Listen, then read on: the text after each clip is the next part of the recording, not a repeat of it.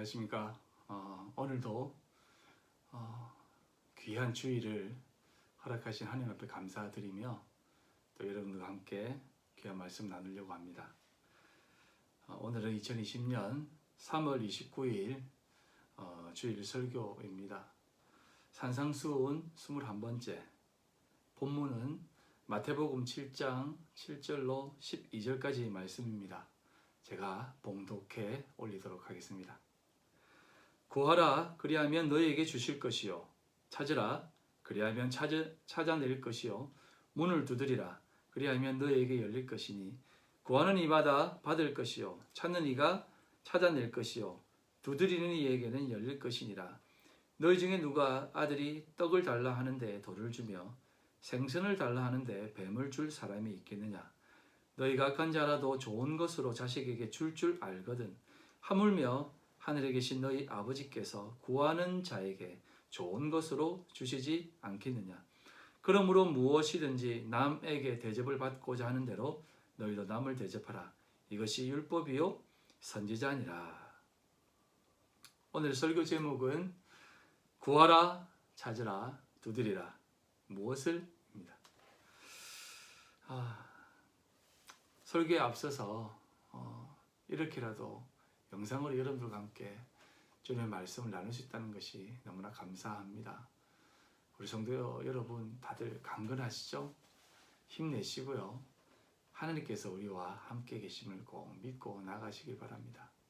하나님은 우리의 모든 삶을 바라보고 계시다는 것을 꼭 기억하시고 오늘도 힘있게 나아가시길 바랍니다. 자, 말씀을 보겠습니다. 여러분 함께 또 깊이 있게 나누시고 기회가 되고 여유가 되면 꼭 한 번 이상, 두 번, 세 번 들어보시기 바랍니다. 말씀을 들을 때 이해 안 되는 부분들이 한 번 더 들으면 이해가 되거든요. 그렇기 때문에 꼭 한 번 더 들어보시기를 권면드립니다. 오늘 본문 말씀을 그냥 구하자, 찾자, 두드리자, 그렇게 살자로 생각하는 것은 아니라고 생각합니다. 쉽게 말해서 이런 것입니다. 무조건 간절히 구하면 들어주신다? 무조건 찾으면 찾게 된다? 무조건 두드리면 다 열어주신다? 이렇게 생각하는 사람들은 우리 공동체 가운데에는 이제 없는 것으로 압니다만 이렇게 생각을 많이 해왔습니다. 또한 구하고 찾고 두드리면 못 구해지는 것도 없다는 것도 압니다. 왜냐하면 우리가 믿는 하나님은 전지전능하신 하나님이시기 때문에 그렇습니다. 못 구하는 것도 사실은 없습니다. 만약 그의 백성, 그의 자녀가 하나님 자신에게 간절히 기도할 때 아무런 반응이 일어나지 않을 때는 세 가지로밖에는 생각할 수 없습니다. 하나는 응답이 일어나지 않을 때는 하나는 첫 번째 이유는 이것입니다. 하나님이 안 계시기 때문에 응답이 안 일어나는 것입니다. 그렇지 않습니까? 기도를 받으시는 분이 안 계신데 기도 응답은 당연히 없는 것이죠. 하지만 이 첫 번째는 말이 안 됩니다. 그렇지 않습니까? 이렇다 하나님이 안 계시다면 기도 그 자체가 없는 것이기 때문에 그렇습니다. 그리고 두 번째 이유, 응답이 되지 않는 두 번째 이유는 우리의 기도 제목, 우리가 이루고자 하는 내용이나 방법이 잘못되었다는 것입니다. 하나님께서 기도를 들으시는데 그 들으시는 대상이신 하나님께서 기도가 이 기도는 내가 듣고 싶지 않다라고 하든지 아니면 이렇게 기도하면 안 된다라고 했기 때문이라는 것입니다. 쉽게 말해서 이런 것입니다. 하나님의 뜻과 부합하지 못하고 또 한 가지는 하나님이 원하시는 방법이 아닌 것으로 기도했을 때라고 하는 것으로 생각할 수 있습니다. 하나님의 뜻이 아니라는 것은 자신의 욕구나 욕망이 담겨져 있어서 그럴 수 있다는 겁니다. 그리고 기도하는 방법이 또 틀렸다라고 말씀드리지 않습니까? 이렇게 생각하는 사람들도 있습니다. 기도하는 방법이 틀려서 하나님이 기도 응답을 안 하셨다라고 생각하는 사람들도 있습니다. 예전에는 이렇게 기도에 대해서 가르치시는 분들이 많았습니다. 지금도 이렇게 가르치시는 분들도 많고요. 기도를 5단계로 얘기를 합니다. 첫 번째는 하느님 앞에 감사를 하는 것입니다. 그리고 두 번째는 내 자신에 대한 회개를 합니다. 그리고 세 번째는 내 기도가 아니라 중보 기도를 하는 것입니다. 그리고 네 번째는 내 자신을 위한 기도를 하는 것입니다. 그리고 다섯 번째가 예수님의 이름으로 기도한다는 것입니다. 이 5 조건을 두고 꼭 기도해야만 기도가 상달되어진다라고 말씀을 또 가르치시는 분도 있고 또 그렇게 가르쳐 왔었습니다. 하지만 성경 내용을 잘 들여다보면 그런 내용이 사실은 특별하게 잘 나와 있지는 않습니다. 왜냐하면 유추해서 그러는데요. 이렇게 기도가 상달되지 않는 것은 기도의 어떤 방법론적인 부분에 있어서 잘못되었다라고 생각하는 사람들이 많은데, 그렇게 말하면 성경에서 나오는 모든 내용들이 이렇게 연결이 되지 않을 수 있습니다. 기도는 사실 방법이 아닙니다. 야고보서 1장 6절에 보면 이렇게 얘기합니다. 오직 믿음으로 구하고 조금도 의심하지 말라. 의심하는 자는 마치 바람에 밀려 요동하는 바다 물결 같으니 라고 말합니다.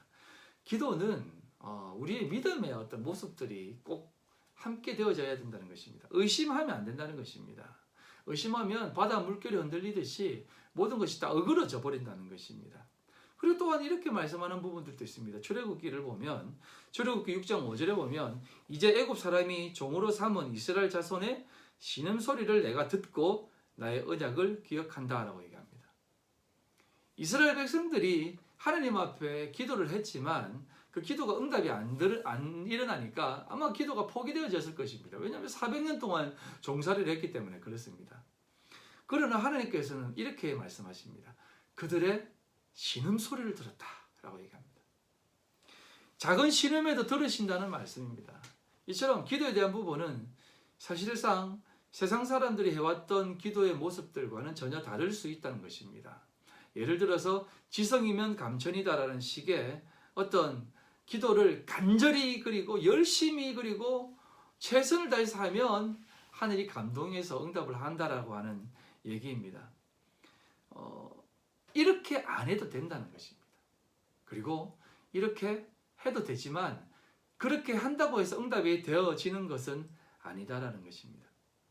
사실 우리가 기도 응답에 있어서 앞에서 말했던 야고보서에서 말했던 믿고 의심치 않고 기도한다는 것은 사실상 기도에 대한 중요한 가르침을 우리에게 주시는 것인데요. 그건 뭐냐면 진짜 기도를 했을 때 확신이 있다면 우리가 계속 기도할 필요가 있을까요? 그렇지 않습니까? 우리의 작은 신음에도 응답하신다고 말씀을 하시는데 정말 매일매일 밤낮으로 기도를 많이 하고 또 때로는 어떤 분들은 이런 간증? 자랑을 하시는 분들도 있습니다. 새벽에 나와서 자기는 4시간씩 기도한다. 나보다 더 기도 많이 하는 사람 있으면 나와보라고 그래라 라고 하는 분들도 있는 것을 간혹 보았습니다. 그런데 한번 뒤집어서 한번 생각해 보십시오. 그렇게 기도하는 사람의 모습에는 이런 것이 담겨져 있지 않겠습니까? 내가 기도를 했는데 확신이 안 서는 것입니다. 믿음이 안 가는 것입니다. 그래서 또 기도하는 거예요. 또 나가서 또 기도하는 거예요. 또 기도하는 것이에요. 어떻게 보면 믿음의 확신에 대한 부분이 없어서 그렇게 할 수 있다는 것입니다. 한 번 기도하면 하나님이 다 들으셨는데, 들으시고 기억하셨는데 그것을 자꾸 의심하는 것입니다. 그렇게 생각하지 않는 분들도 계시겠지만 매일매일 새로운 기도로 4시간씩 하시는 분도 계시겠지만, 하지만 우리가 이런 부분에 있어서 많은 오해를 또 실수를 하기도 합니다. 그래서 제가 이 2번째 얘기했던 기도를 하는 데 있어서 방법이 잘못되었다거나 또 우리의 어떤 잘못된 모습으로 기도를 했기 때문에 하나님이 들으시지 않는다라고 하는 것들도 사실은 조금은 더 많이 생각해 볼 부분이기 때문에 아닐 수 있습니다. 그리고 3번째가 있습니다. 기도 응답이 일어나지 않는 것은 이 이유입니다. 응답이 왔는데 우리가 못 느끼는 것입니다. 우리는 동쪽에서 이루어지기를 바라면서 기도를 했는데 하나님은 서쪽에서 응답을 주신 것이에요. 그래서 우리가 모를 수 있다는 것입니다. 부지 중에 응답이 일어날 수도 있는데 그것을 못 느끼니까 우리가 기도가 응답이 안 되는구나 라고 생각할 수 있다는 것입니다. 그래서 저는 이 세 번째가 가장 타당하다고 봅니다. 하나님께서 우리에게 응답을 하시는데 하나님께서 더 귀하고 복된 모습으로 응답을 해주신다는 것입니다. 내 뜻과 내 요구, 나의 욕심과 나의 바람, 이것을 더 뛰어넘어서 하나님께서는 더 선하게 응답해 주신다는 것입니다. 그래서 응답이 안 일어날 수 있다라고 생각할 수 있다는 겁니다. 그래서 여러분, 하나님은 반드시 우리에게 응답하신다는 사실을 꼭 믿으라는 겁니다. 기도를 했으면 하나님은 반드시 응답해 주십니다. 응답 안 하실 것은 우리에게 말씀하셔서 고치게 합니다. 잘못된 것이기 때문에 의심치 마세요. 하나님은 반드시 응답하십니다. 그런 차원에서 예수님은 이 말씀을 함께 이야기하십니다. 누가 자식에게 떡을 달라 하면 돌을 주며 생선을 달라 하면 뱀을 주실 분이겠느냐라는 겁니다. 악한 자라도 자식에게 좋은 것을 주시는데 하물며 하늘에 계신 너희 아버지께서 좋은 것으로 주시지 않겠느냐입니다. 하나님은 우리에게 아버지로 자리하시며 좋은 것을 주신다고 하십니다. 자식이 떡을 달라 하면 돌을 주겠느냐? 아니다. 절대로 그렇지 않다. 이렇게 얘기합니다. 자, 이 내용을 우리가 잘 아는 광야 시험의 내용을 잠깐 기억해 보면서 좀 더 이해가 쉽게 설명을 해보도록 하겠습니다. 예수님께서는 성령이 이끌려서 광야로 나아갑니다. 40일 동안 줄이십니다. 아무것도 먹지 못합니다. 그 가운데에서 얼마나 배가 고프시겠습니까? 그때 마귀가 나타나가지고 예수님을 시험합니다. 우리가 잘 아는 돌덩이를 떡덩이로 바꾸어 먹으라고 합니다. 그때 예수님은 이렇게 말씀합니다. 사람이 떡으로만 살 것이 아니요 하나님의 입으로부터 나오는 모든 말씀으로 살 것이라 라고 말씀하십니다. 그 말씀을 생각하면서 예수님은 구하고 찾고 두드리는 그 많은 기도의 요구들, 사람들이 요구하는 그 많은 요구들을 생각하면서 예수님께서 사람이 떡으로만 사는 것은 아니다. 너희들이 그렇게 살면 되겠느냐? 하나님의 말씀으로 살아라. 그렇게 말씀하시지 않는다는 것입니다. 하나님은 아버지로서 너희의 상황과 필요를 알고 계시니 걱정 말라고 하십니다. 이 말씀을 귀합해 보면 사람이 떡으로만 살 것이 아니라고 하시면서 예수님은 떡 또한 주시고 우리를 채우신다는 말씀입니다. 그것이 뭐냐면 예수 그리스도께서 우리에게 생명의 떡으로 계시겠다라는 것입니다. 생명의 양식, 생명의 떡으로 계신다는 것입니다. 말씀이신 예수님, 생명의 떡이신 예수님이 우리에게 참된 떡이 되시겠다라고 하는 그 참된 진리의 내용이 담겨져 있다는 것입니다.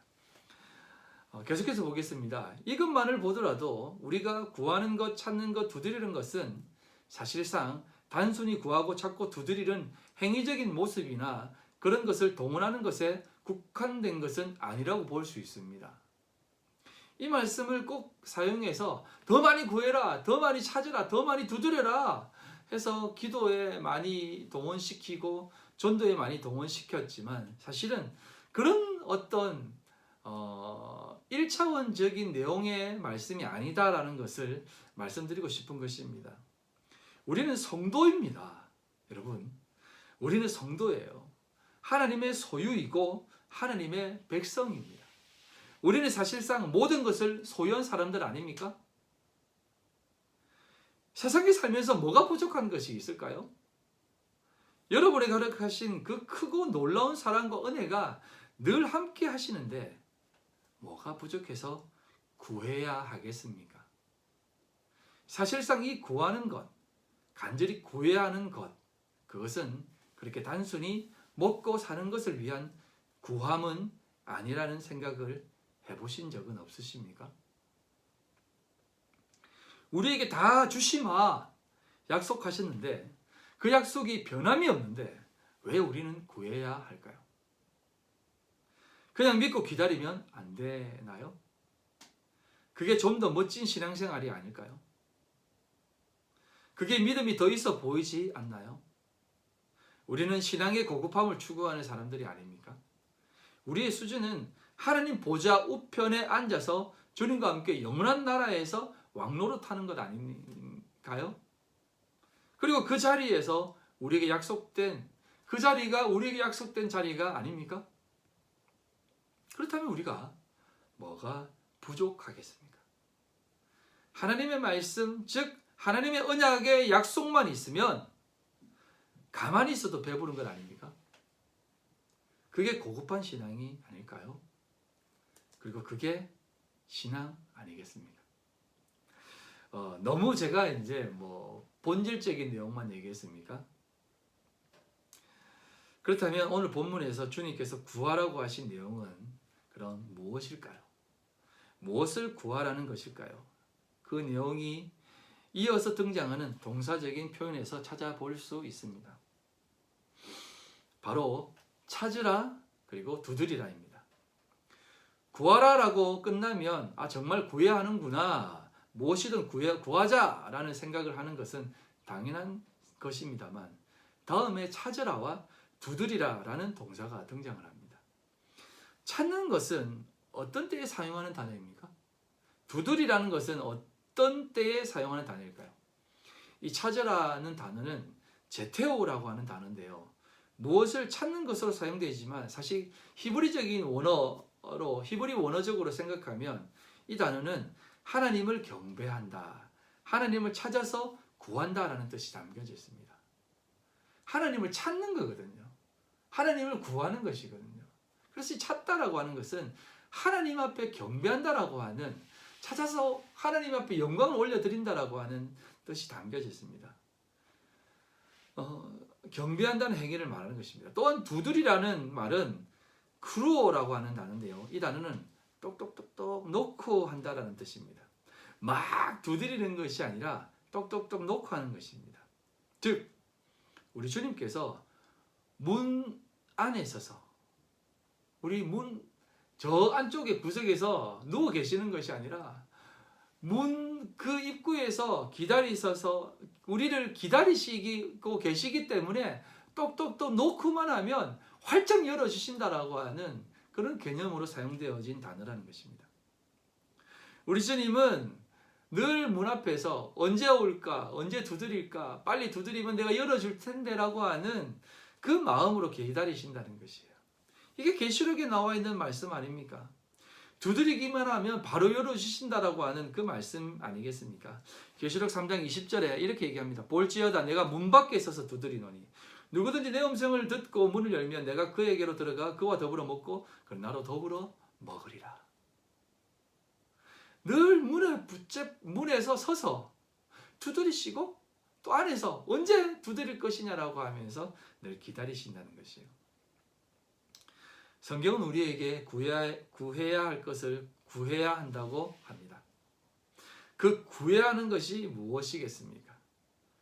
금, 은, 보화겠습니까? 우리가 좋아하는 물질이겠습니까? 오직 한 분 하나님이십니다. 결론적으로 말씀을 드리면 우리가 진정으로 구해야 하고 찾아야 하고 우리가 두드리는 것, 그 간구와 그 갈급함은 오직 사슴이 시냇물을 찾기에 갈급함 같이 우리의 삶에 마르지 않는 생수를 주시는 분, 오직 한 분 하나님밖에는 없다는 것을 말하고 있습니다. 그리고 그 하나님 한 분밖에 없다는 것을 인정하고 믿음에 살아가는 삶의 내용, 그 삶의 모습들을 나타내는 표현들입니다. 우리가 구해야 하는 것은 오직 한 분 하나님입니다. 우리에게 가장 귀한 것을 주시는 분, 그분을 예배하고 두드리며 구하고 찾는 것입니다. 그때 하나님은 가장 귀하고 복된 것을 주신다는 말입니다. 나머지는 그냥 우리에게 주어지는 것입니다. 다 허락되어지는 것입니다. 다 우리의 것이에요. 좋은 것, 우리에게 창조되는 이 좋은 것, 우리에게 허락되는 이 좋은 것은 하나님께서 이 세상을 창조하실 때 창조하신 물건들을 바라보면서 보시기에 좋았더라라고 말합니다. 이 좋았더라고 하는 것은 토브라고 한다는데요. 창조되어 만들어진 모든 피조물들, 창조물들이 다 좋았습니다. 하지만 이것이 지금은 타락했고 오염되었습니다. 하지만 그 모든 좋았던 것들이 다 변질되었지만 우리에게 주어질 좋은 것은 정말로 좋은 것으로 주어집니다. 오염되었던 것들이 우리 믿는 사람들, 참된 믿음을 가지고 구하는 모든 자들에게는 그 좋았던 것들이 타락되어 버린 것으로 우리에게 오는 것이 아니라 가장 좋은 것들로 우리에게 온다는 것입니다. 쉽게 말해서 아무리 좋은 것을 불신자에게 지어줘도 좋게 못 사용한다는 것입니다. 아무리 많이 가져도 좋게 사용하지 못한다는 것이에요. 사용해봐야 찔끔찔끔 그들이 뭐 조금 나눠주는 그런 모습으로 우리에게 다가온다는 것입니다. 그런 것들로는 참되게 사용하는 것이 아닙니다. 하지만 우리 믿음의 사람들, 참된 것을 구하고 찾고 두드리는 사람들에게는 그 모든 것들이 좋은 것이 된다는 것입니다. 아무리 작은 것이라도 가장 귀한 것이 됩니다. 지난주에 말씀을 드렸듯이 냉수 한 그릇이 천지를 만드신 하나님이시며 성자 예수님이신 그분께 드리는 일로 사용되어지는 것입니다. 얼마나 귀한 냉수입니까? 저희도 그렇습니다. 우리에게 주어진 모든 것들이 좋은 것으로 주어지고 좋은 것으로 이 땅에 나타나게 된다는 것입니다. 우리 믿음의 사람들에게 주어지는 것은 그 어떤 것도 다 좋게 우리에게 다가온다는 것입니다. 그래서 우리에게 허락되어진 모든 것들이 좋은 것이 될 수밖에 없는 것입니다. 아멘. 그래서 지능의 싸움, 영영의 싸움이라고 말씀을 드렸습니다. 하나님 편에 속한 것은 다 선하고 좋은 것입니다. 아멘. 이 7장을 시작하면서 서두에 비판하지 말라에 대한 시작도 일맥상통한 것입니다.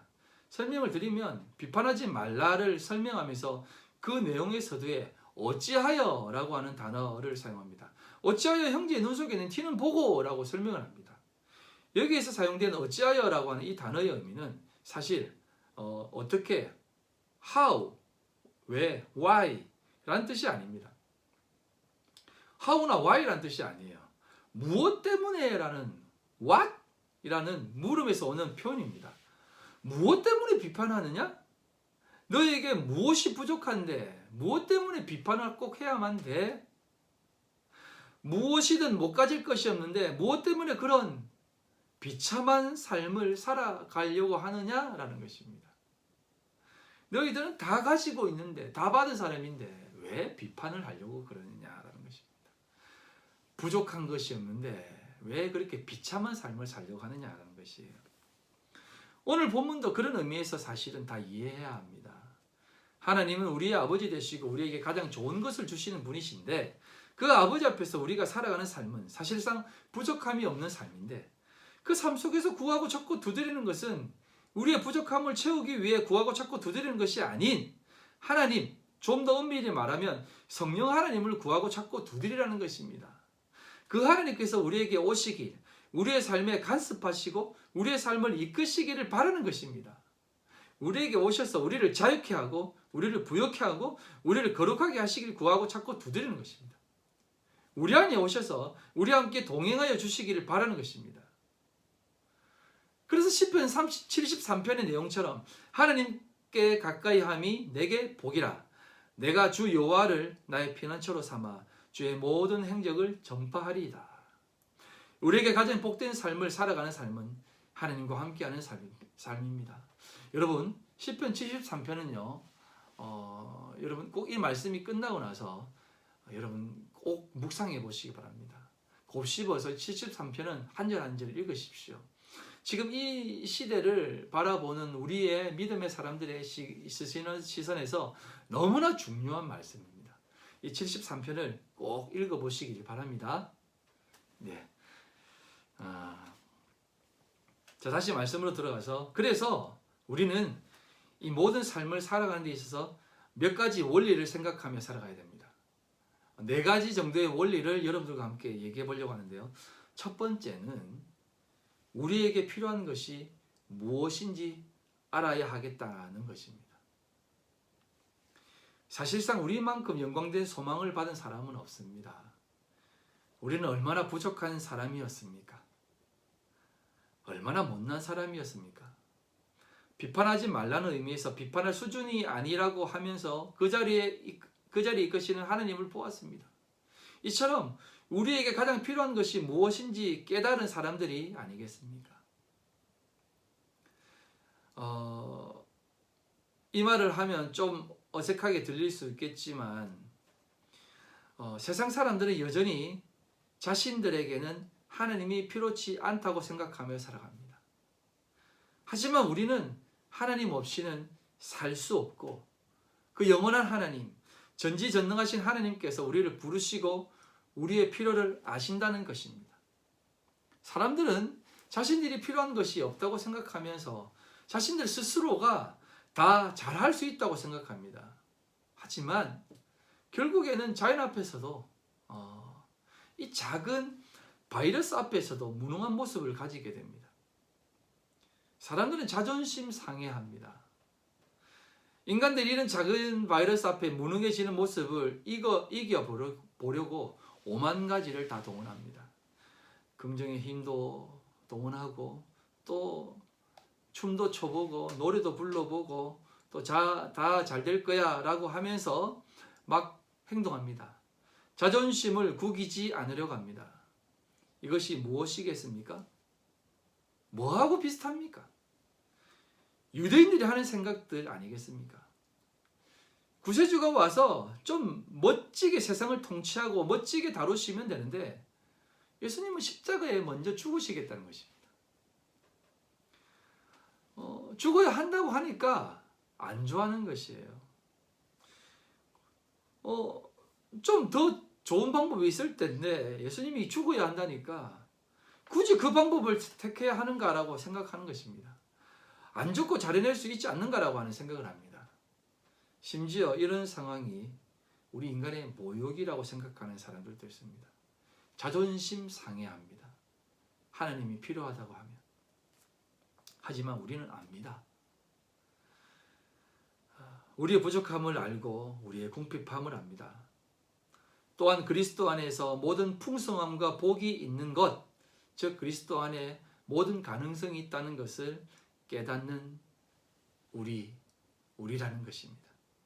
그래서 주님은 구하라, 찾으라, 두드리라 라고 말씀을 하십니다. 스스로 못하니 나를 구해라 입니다. 그리고 구한다는 데에 있어서 우리가 가지는 마음의 자세가 필요한데 그것은 다시 한번 뒤에 얘기하겠지만 우리가 정말 아무것도 할 수 없는 그 존재라고 하는 그 갈급한 심령으로 찾아야 된다는 것입니다. 목이 말라 갈급한 그 모습으로 하나님을 찾아야 된다는 것입니다. 사도 바울은 이렇게 얘기합니다. 표대를 향하여 앞으로 나아갑니다. 내가 이미 얻었다 함도 아니요 온전히 이루었다 함도 아니요 오직 내가 그리스도께 잡힌 바 된 것을 잡으려고 쫓아간다라고 얘기합니다. 무슨 말입니까? 그리스도께 잡힌 바 된 것을 그리스도께 구원받아 부름받은 이 내용을 이 사실을 잡으려고 쫓아간다는 것입니다. 잡힌 것으로 끝나는 것이 아니라 이 잡힌 것이 계속 유지될 수 있도록 잡으려고 계속해서 끊임없이 쫓아간다는 것입니다. 바로 우리는 우리가 얻어 가지게 된 그 귀하고 복된 것을 끈기 있게 잡으며 나아가야 된다는 말입니다. 그래야 빼앗기지 않습니다. 두 번째로 생각할 원리는 이것입니다. 하나님을 우리 아버지로 인식하는 것입니다. 우리 주님은 9절에서 이것을 말씀하시고 이렇게 표현합니다. 너희 중에 누가 아들이 떡을 달라 하면 돌을 주며 이것이 하나님을 우리 아버지로 인식하는 모든 원리 중의 중심입니다. 우리 주님은 이 산상수훈을 통해서 가장 중요하게 말씀하는 부분이 이 부분입니다. 하나님이 우리 아버지시다입니다. 땅의 아버지도 이렇게 잘하는데 하나님은 얼마나 더 잘하시겠느냐 이런 것입니다. 하지만 이것이 우리의 주된 문제거리가 됩니다. 왜냐하면 기독교에서 하나님을 아버지로 생각하지 않는 데 문제가 있는 것입니다. 이것이 모든 생활에서 기독교인으로서의 삶에서 오는 문제들입니다. 우리는 쉽게 하나님이 우리 아버지이십니다 라고 말하며 아멘합니다. 하지만 생활에서는 그렇게 생각하지 못합니다. 하나님이 우리 아버지다라고 하는 그 논쟁은 다음에 한번 풀어보도록 하겠는데요.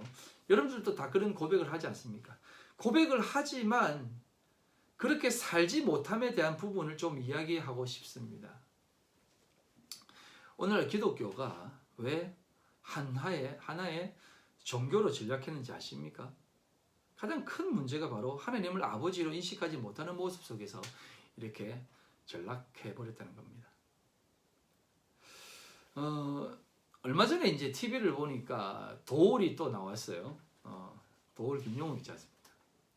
이 사람 무슨 잡종 교인도 아니고 정말로 범신론자인데 이승철 씨하고 토크쇼에 나와서 얘기를 하는데 뭐 인문학 강의도 하면서 종교 얘기도 하는데 제사 문제에 대한 얘기가 나왔어요.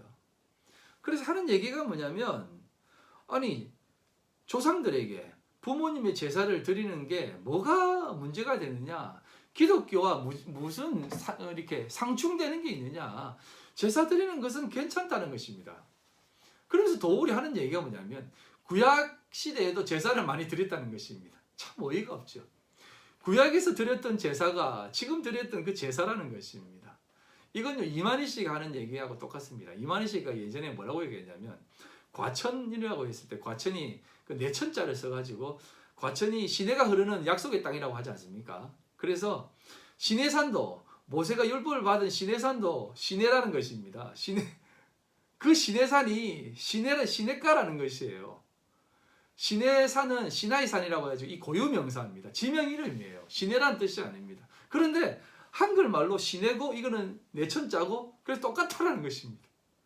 이런 말도 안 되는 소리를 하고 있는 것입니다. 김용욱도 도울도 이렇게 말하는 것입니다. 그리고 이 이승철 씨가 제사 문제에 대해서 이렇게 얘기하는 것이에요.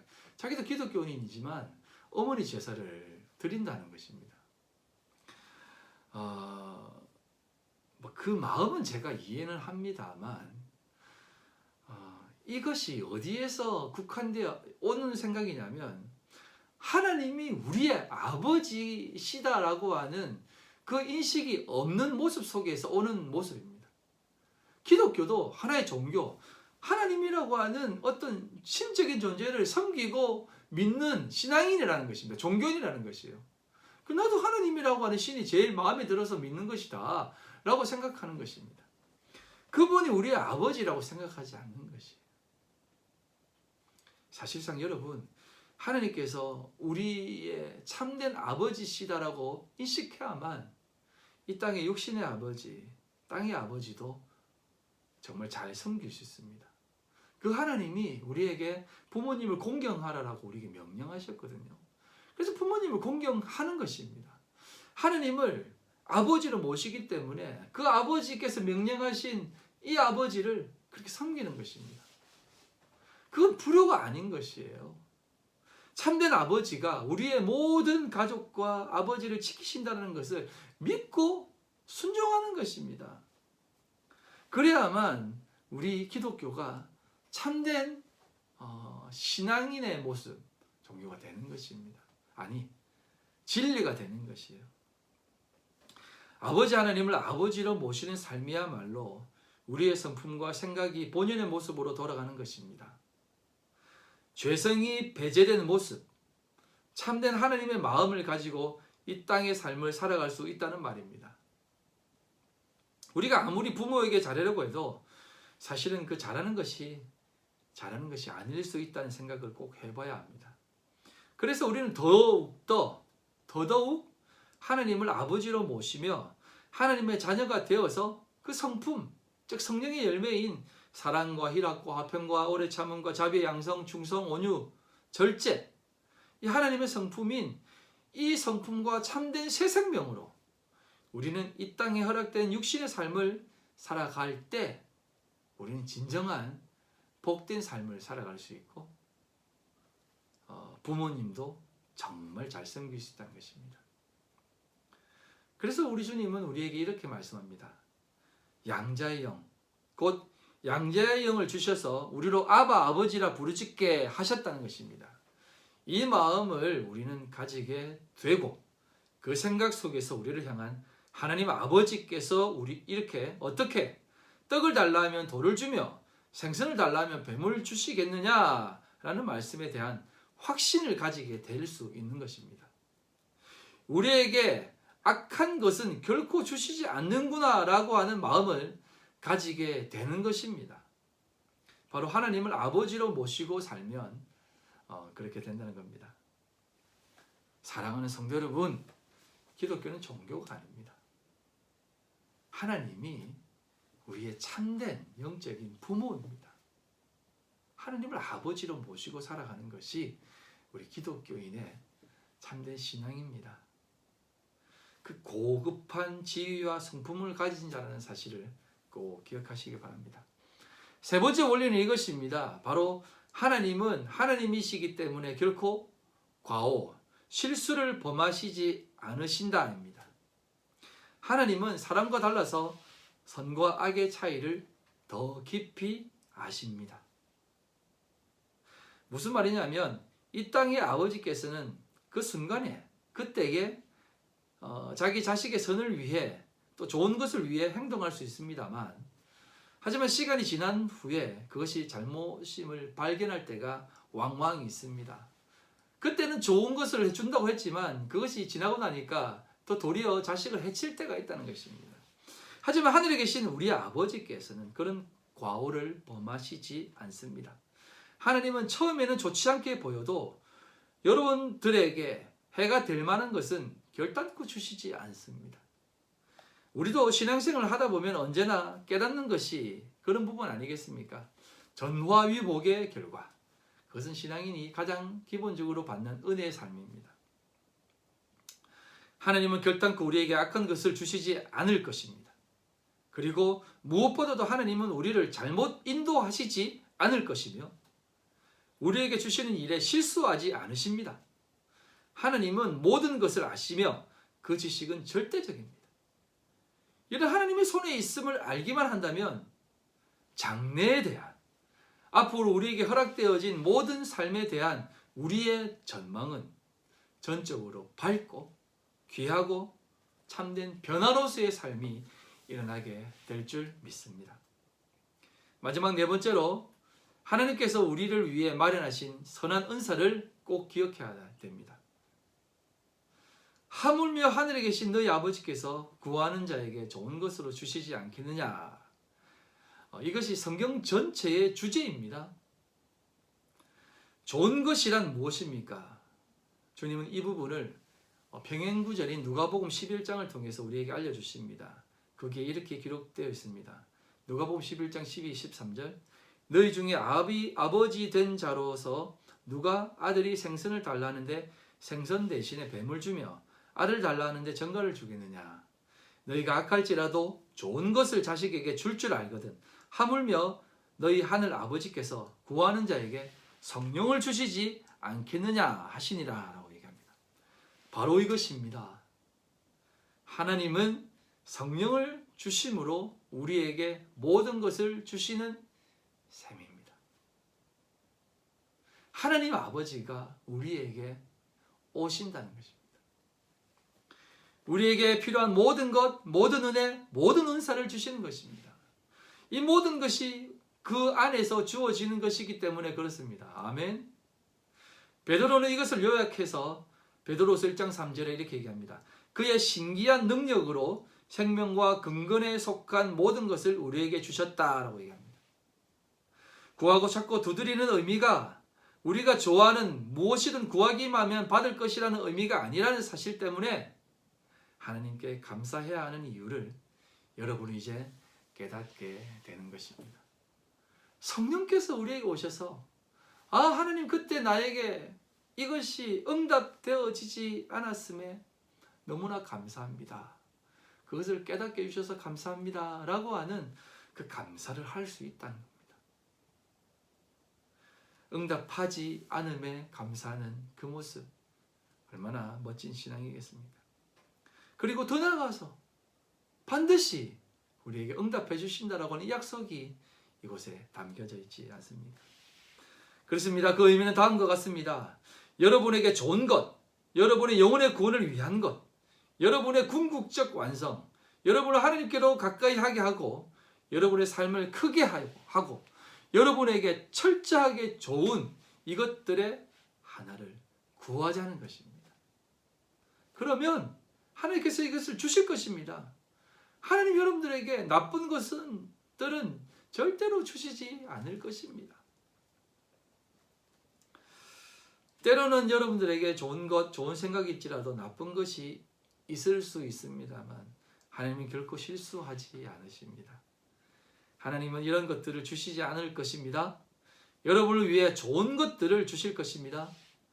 그의 약속은 문자 그대로 이와 같습니다. 즉 우리가 이 좋은 것들, 곧 성령의 충만과 사랑과 기쁨과 평안과 인내, 예수 그리스도가 이 땅의 삶에서 살아가시며 우리에게 보여주신 가장 복된 삶을 우리는 알게 되고 찾게 될 것입니다. 그리고 그것을 향해 나아가 문을 열면 소유하게 될 것입니다. 이것이 우리에게 허락된 삶입니다. 아멘. 말씀을 마무리하겠습니다. 우리는 단순히 종교 생활을 하는 종교인이 아닙니다. 세상에 많은 사람들이 모여서 자신들의 요구와 자신들의 안위를 위해 추구하는 그런 삶이 아닙니다. 여러분 그거 아십니까? 이슬람 종교는요, 종교적인 행위, 삶을 위해서 1년에 한 번씩 그 메카에 모이지 않습니까? 그 메카에 돌면서 1년에 몇백 명이 죽는 거 아십니까? 밟혀서 죽고 돌에 맞아 죽기도 합니다. 왜 돌에 맞아 죽냐면 그 메카에 와서 돌고 세 바퀴는 천천히 또 세 바퀴는 빨리 이렇게 돈답니다. 그리고 돌면서 무슨 사탄의 탑이 있는데요. 그 다음 코스는 사탄의 탑이 있는데 그 사탄의 탑에 돌을 집어 던져야 되는데 그 돌을 집어 던지다가 수많은 사람들이 돌에 맞아 죽기도 하고 다치기도 한다는 것입니다. 그럼에도 불구하고 그 행위를 계속하고 있는 것이에요. 여러분 우리는 그런 행위를 하는 사람들이 아닙니다. 예배를 꼭 드려야만 된다. 예배당에 와서 예배를 드려야만 된다라고 하는 그런 종교심에 투철한 사람들이 아닙니다. 꼭 주기도문, 사도신경, 찬송, 교동문 딱딱딱 해서 이렇게 해야만 예배다라고 하는 사람들도 아닙니다. 세상에 많은 사람들이 모여서 자신들의 요구와 자신들의 안위를 추구하는 그러한 삶도 아닙니다. 우리는 더 다릅니다. 우리는 종교인이 아니라 이 세상을 창조하신 분을 아버지로 모시고 살아가는 거룩하고 위대한 존재들입니다. 이 세상을 바라보며 기도할 수 있는 존재들입니다. 오늘 여러분들에게 두 가지를 부탁드리고 싶습니다. 한 가지는 여러분들의 삶에서 늘 말씀을 놓치지 마시길 바랍니다. 그러기 위해서 저와 여러분들이 함께 말씀을 읽어 나가면 좋겠습니다. 제가 이제 일주일에 한 3번은 영상을 더 올릴 텐데요. 유튜브가 안 되시는 분들에게는 너무 죄송하지만 그 말씀 통독을 준비하면서 90일로 했던 것을 조금 길게 잡아서 이틀에 한 번씩 제가 그 내용의 요약본을 짧은 큐티와 같이 말씀을 한 5분에서 10분 정도 올릴 것입니다. 그럼 여러분들은 그 말씀을 듣고 그 분량을 내 성경을 읽으시면 됩니다. 그리고 그 말씀을 묵상하시고 하나님의 뜻을 발견하시면 됩니다. 하나님을 아는 데에 있어서 더욱더 배우는 데에 있어서 더욱더 힘쓰시기를 바랍니다. 그리고 또 한 가지 부탁드리고 싶은 것은 뭐냐면 오전 9시나 저녁 9시가 되면 우리 함께 기도하는 시간을 좀 가지려고 합니다. 저는 기도의 시간을 정하는 것이 옳다 아니다 뭐를 떠나서 그것이 꼭 필요하다라고 하는 생각이 들었습니다. 지금은 기도해야 될 때인 것이 확실합니다. 이 시대를 두고 우리 함께 기도했으면 좋겠습니다. 우리가 이렇게 손 놓고 있을 때는 아닌 것 같습니다. 사탄이 판을 치고 또 수많은 세상의 권세들이 믿음의 사람들을 공격하고 교회를 공격합니다. 교회를 공격한다라고 말하는 것은 참 무서운 표현인데요. 세상의 진영이 하나님의 진영을 계속해서 잠식해오고 있는 듯한 느낌이 듭니다. 여러분 이럴 때에 우리가 할 수 있는 것은 기도밖에 없습니다. 영적인 무기 하나님 앞에 기도를 가지고 나아가야 될 것인 줄 압니다. 여러분 함께 기도합시다. 어디든 좋습니다. 어디에 계시든 좋습니다. 시간이 되면 9시가 되면 구하십시오.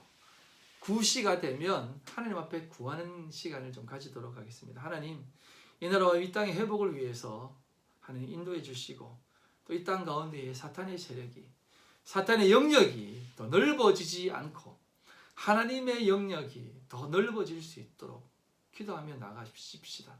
그리고 특별히 조국 등 대한민국을 위해서 기도하실 때 저는 누가 잘났다 못났다라기보다는 하나님께서 꼭 필요한 사람이 세워질 수 있도록 또 4월 달에 있을 총선을 위해서도 함께 기도했으면 좋겠습니다.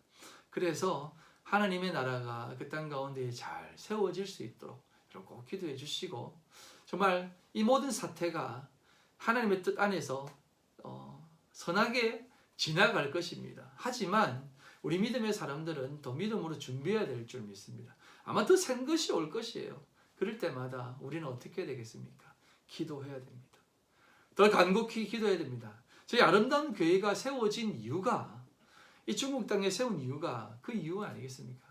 이 중국 땅에 이 청량 땅에 믿음의 교도부로 세워서 정말 하나님의 뜻이 무엇인지 구하고 찾고 두드리는 참된 뜻이 무엇인지 구하는 그런 삶을 살아야 되지 않겠습니까? 그것이 이 존재의 이유입니다. 이것을 시간만 보내고 있다면 그것은 얼마나 부족한 모습입니까? 하나님을 더욱더 찾으시고 하나님을 더욱더 바라보시고 믿음으로 나아가는 우리 복된 성도님들 다 되시기를 주님의 이름으로 간절히 소망합니다. 아멘. 기도하겠습니다. 하나님 아버지 감사합니다. 오늘도 우리 가운데 역사하시는 하나님을 바라봅니다. 하나님, 우리 안에 성령 하나님께서 임재하고 계심을 믿습니다. 우리 속에 계신 하나님, 우리와 함께 동행하시는 하나님, 그 하나님 아버지를 꼭 붙잡고 오늘도 믿음으로 거룩하게 걸어가게 해주시고 당당히 걸어가게 해주시고 하나님의 뜻이 무엇인지 찾고 구하고 전하며 나아가는 삶이 되게 하여 주시옵소서. 이 시대를 바라보며 기도하오니 하나님 간섭하여 주시고 주님께서 섭리하고 계심을 믿사오니 주님 믿음의 백성들 지켜주시고 하나님의 나라가 더욱더 든든히 세워질 수 있도록 주여 축복하여 주시옵소서. 모든 것 주님께 올려드리며 우리 귀한 성도님들의 삶과 또 우리 귀한 성도님들의 기업체와 모든 건강과 또 자녀들의 모든 것들 하나님께서 인도해 주실 줄 믿사오니 주께서 하늘의 크신 은혜와 땅에 기름진 것들로 가득 채워 주시옵소서. 모든 것 주님께 올려드리며 살아계신 예수님의 이름으로 간절히 기도드리옵나이다. 아멘.